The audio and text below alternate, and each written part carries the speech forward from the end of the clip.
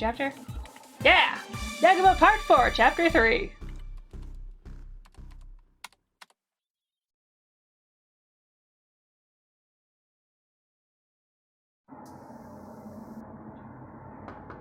Too excited for me, I'm good.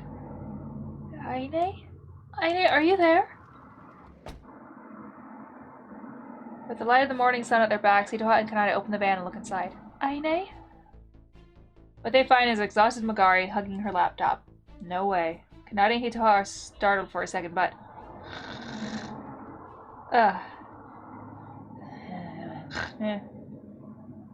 She's just asleep, right? Kanade and Hitoha look at each other and chuckle. They gently try to wake her, but before that... Oh! Is that... They see the results of Magari's overnight work displayed on her laptop monitor.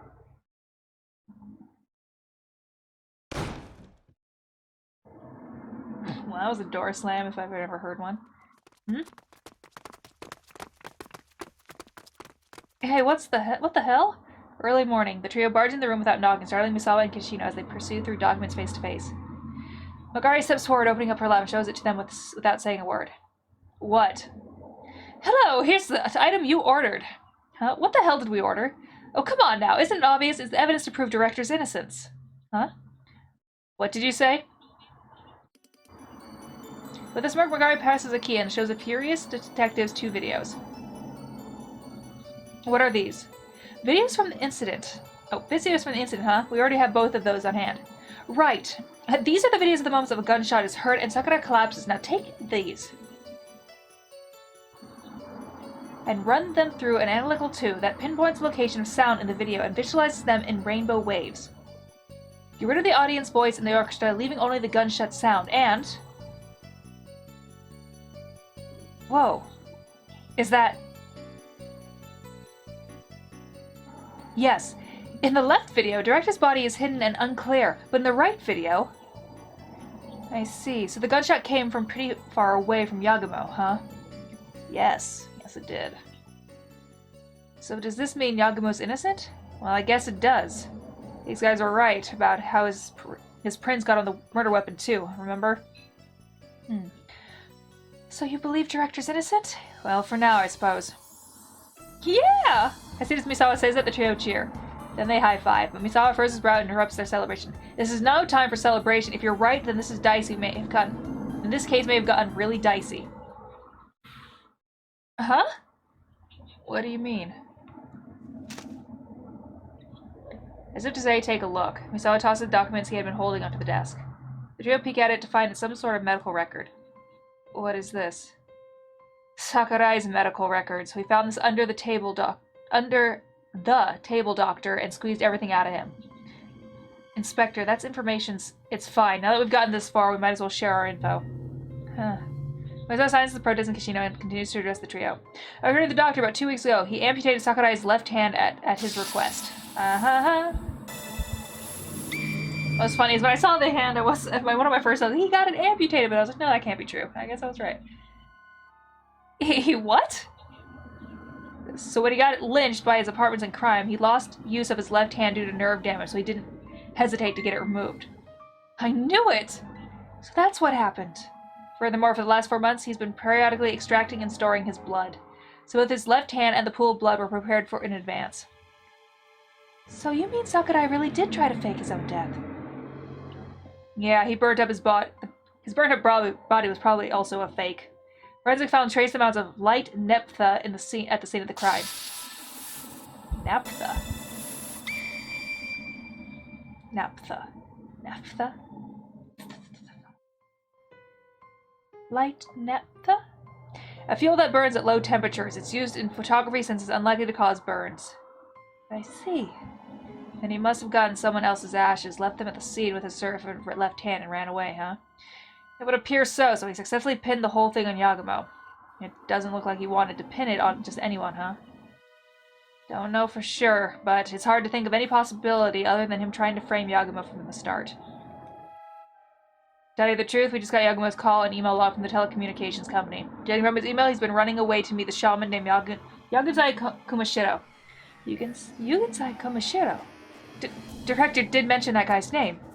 Yeah, and just that the email specified Yagumo did go to Inasawa Beach that day before yesterday according to the GPS tracking data. So he's the one pulling the strings behind this incident. Yes, and it's Yugensai Kunashiro. And from what we can tell from the emails, he's attached to Yagumo for some reason. And if Yugensai Kumashiro and Todo Sakai are the same person or are affiliated with each other, what? No way.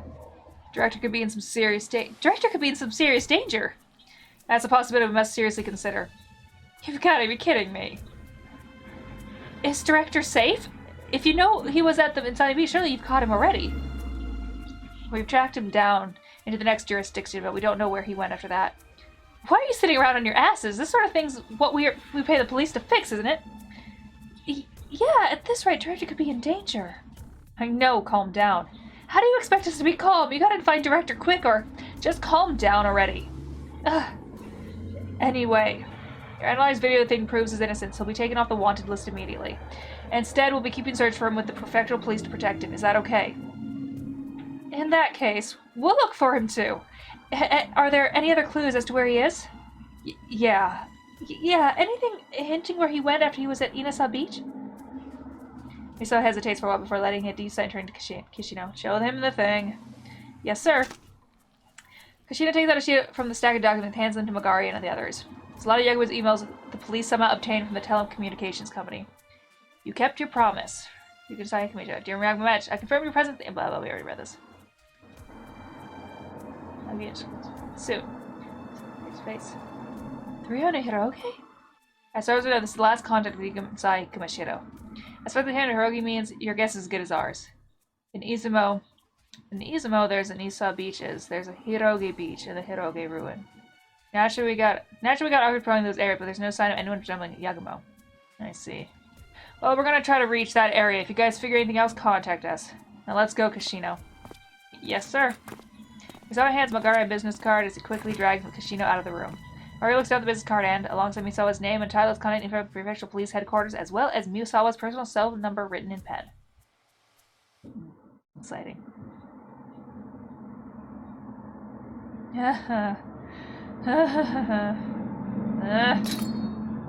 Cling. A small metal sound rings behind Yagumo and his hands become free.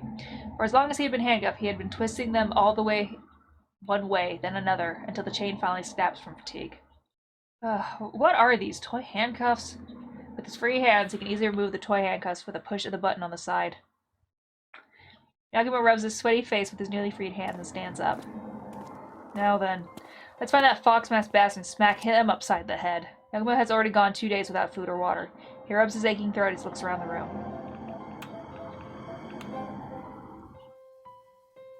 There's a mini fridge like the ones you would expect to find in business hotels. He looks inside and finds 2 toppled over bottles of mineral water. Water. However, he grabs the bottle, rips off the cap, and chugs it down. My stomach is growling. It seems the fridge has no power. The water may be lukewarm, but it's the first source of hydration Yagumo's had in 2 days. So good. But it's kind of stale.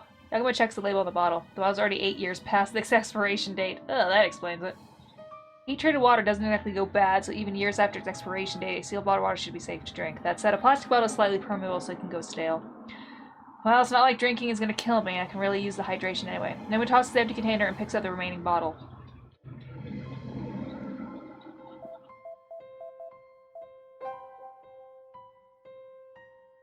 He looks on top of the desk. He didn't notice when he was seated and bound, but there's a pile of books, a fountain pen, and a Japanese writing paper scattered about.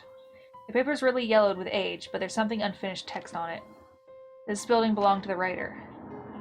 When he casually flips through the papers... Oh. He finds a familiar wallet and phone placed haphazardly underneath the pile. So my wallet and phone. Now why would the bastard just leave them here? Yagumo frantically checks his wallet, but it seems to have contents have been untouched.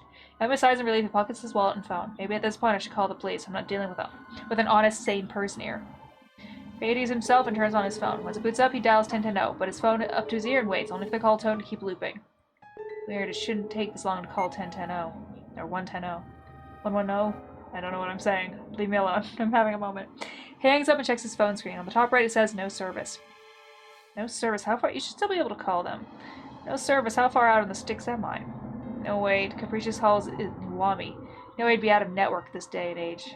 Which means the building itself must have some sort of radio wave shielding on it. With that thought in mind, Yagumo decides not to waste his battery anymore and pockets his phone. Yagumo approaches the device and stares at it. It looks like a pipe connected deep inside. What kind of device is this? He brings his face close and tries listening, but it's not making any sound. His stomach will not stop gurgling. Yagumo tries pounding on the wall, which only results in heavy sound echoing back. Seems like a pretty sturdy wall. Guess I'm not busting the wall down anytime soon. Yagumo tries to open the doorknob turns, but no matter how much he pulls, it won't budge. Is the door locked too? Yagumo stops and squints. Yagumo stoops down and squints, trying to peek through the door's gap. Through the gap, he sees a thin sheet of metal lying horizontally. It's just a slide latch lock, huh? In that case. Yagumo gets the thinnest card from the wallet and just retrieved an electronic store rewards card and sticks it into the door's gap. Blah, blah, blah, blah. He then slowly slides the card upward until he feels the slide latch lock click open.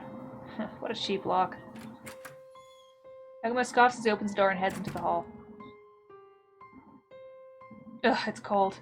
In the hallway, Yagumo can't help but hug his body as he shivers. For some reason, the floor's AC is turned on higher so that it's cold and dry even though it's summer. What's up with that? Is it just that hot wearing a cape fox? No, it's if you die, they need to preserve your body. I seriously doubt you'd wear an entire get-up 24/7, though. Yagumo looks around but can't find anything that even resembles a window. Am I underground?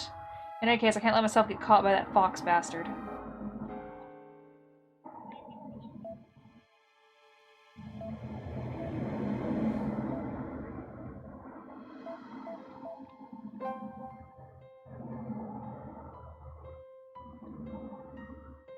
This room's door seems kind of overkill. It's not like thick and sturdy, but he braces himself and kicks open the door. That moment. Oh! A bizarre rotten stench hits his nose. Scattered about the floor is thick, dark red liquid. At that moment, Yagumo recalls what the fox mask had said. No, any food entering your system will just reek during the dissection. Ugh. Yagumo holds back the bitter juices welling up from his stomach as he slams the door shut. Okay, now I'm wondering what's happened here.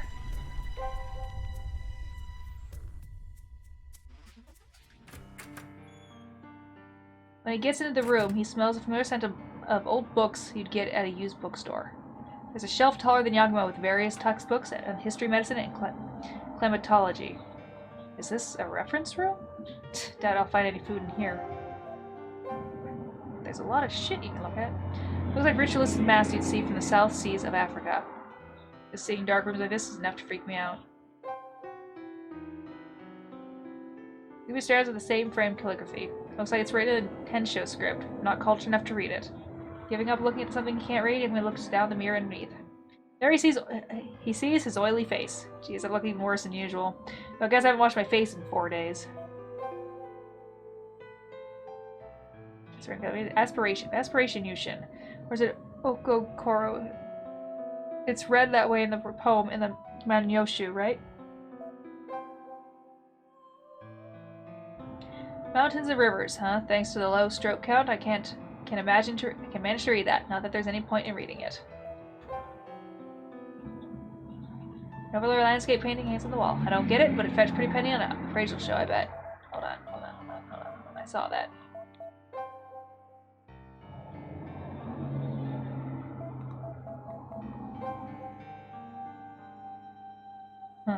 When he looks down, he notices something strange. I don't have a reflection. He thought it a full mirror, but apparently not. When he reaches out, he feels something cold and hard. Just this part's glass, huh?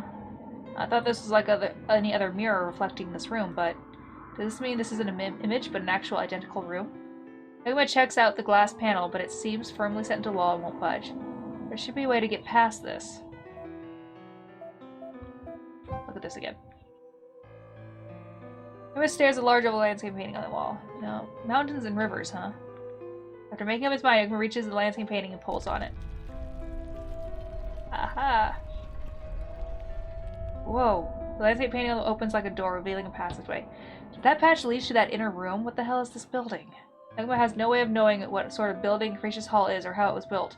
You know, I had a weird thought. Watch this all just be the actual video. Like the movie they were making, this is the whole thing. This is all a trick. His mouth opened wide in surprise as suddenly opened passage. Yagumo can only think to himself. Well, may as well go. The inner room smells even mustier than the outer rooms Yagumo's been in. It must have been gone untouched for quite some time. I need something to eat, but it doesn't look like I'll find anything here. A room full of dust and discoloration, one slightly new-looking cardboard box stands out. That looks new, which means there might be something edible in there. He grabs the cardboard box off the shelf and opens the top, but contradictory, all he finds are two disc-shaped metal cans. Wait, what? Are those film reel cans? Though disappointed, Yagumo picks up the cans. He casually looks at the label on the back side, only to gasp in shock. Huh? Is this? 2010 Shimane Mystery Project Volume 1.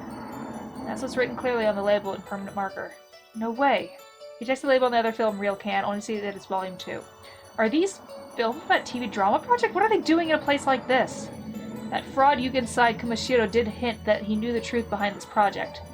So is it Yugen-sai Kumashiro wearing that fox neck after all? I guess I really got beating the truth out of him. Yagumo tightly tucks the film cans into his shirt before standing back up.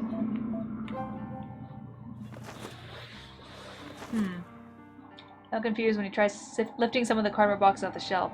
That's strange, they're so light, you'd think there's nothing in there. He opens one of the boxes to be sure, but he's inspected they're empty. The envelopes are lined up neatly, but why?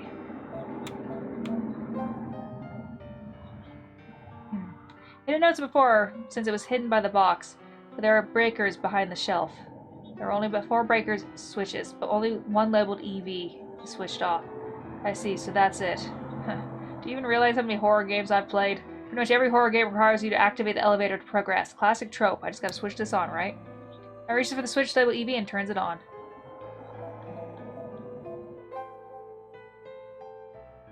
There's a reflection of the glass due to the lighting, but when Yagumo gets close enough to the glass, he can see the reference room. I see, so this is a fake mirror glass from the other room.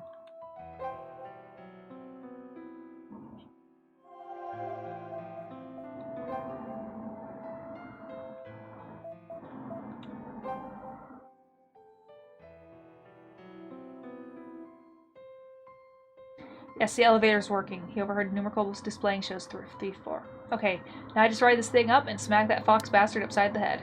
When he pushes the elevator button, the numerical display decreases to 2th floor, then 1st floor. I don't know why I said 2th floor, 2nd floor. Rumble. As Yagumo watches the numbers, his stomach reminds him he hasn't eaten in days. I got water, but I couldn't find any food anywhere. Ah. I'm so hungry.